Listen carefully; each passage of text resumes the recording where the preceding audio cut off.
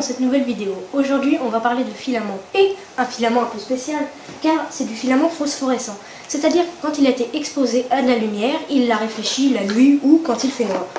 Donc voilà la bobine, une bobine de 250 grammes de chromatique, c'est du Dagoma, si on voit comme ça. Déjà on va commencer par regarder avec du filament normal, voir les températures d'impression, etc. Donc c'est pareil, entre 200 et 220 degrés. La vitesse d'impression entre 10 et 100 mm secondes. Oui, pareil. C'est exactement la même chose, sauf que c'est pas la même couleur, on va dire. Voilà. Donc on va déballer. C'est parti. On va voir le petit sachet.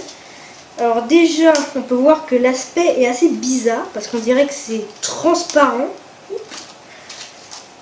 Voilà, donc si on voit comme ça, je vais essayer de vous montrer.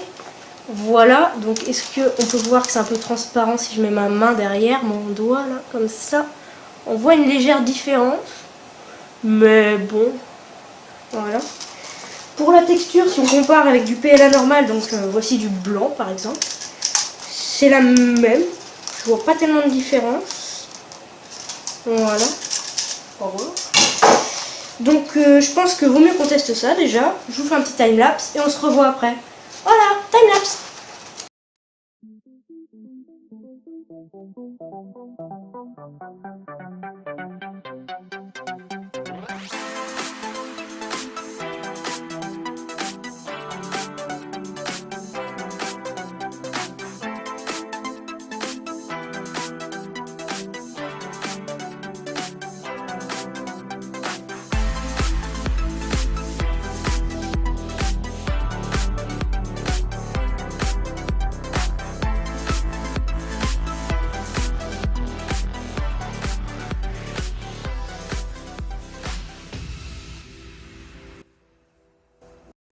Voilà, donc on se retrouve après le time-lapse. J'ai mis les deux pièces à côté, donc une imprimée en blanc normal, du chromatique toujours, et la deuxième qui est à droite, imprimée avec le phosphorescent. Je les ai laissés au soleil pendant plusieurs minutes, enfin au soleil, sous une lampe pendant plusieurs minutes, et on va voir le résultat quand je vais éteindre la lumière. Alors à la caméra on n'aperçoit pas très bien, mais on voit mais en vrai on voit bien que ça s'éclaire beaucoup plus. Voilà. Donc on se retrouve après. Il est assez positif parce que j'ai pas eu de soucis d'impression et le résultat est vraiment bien.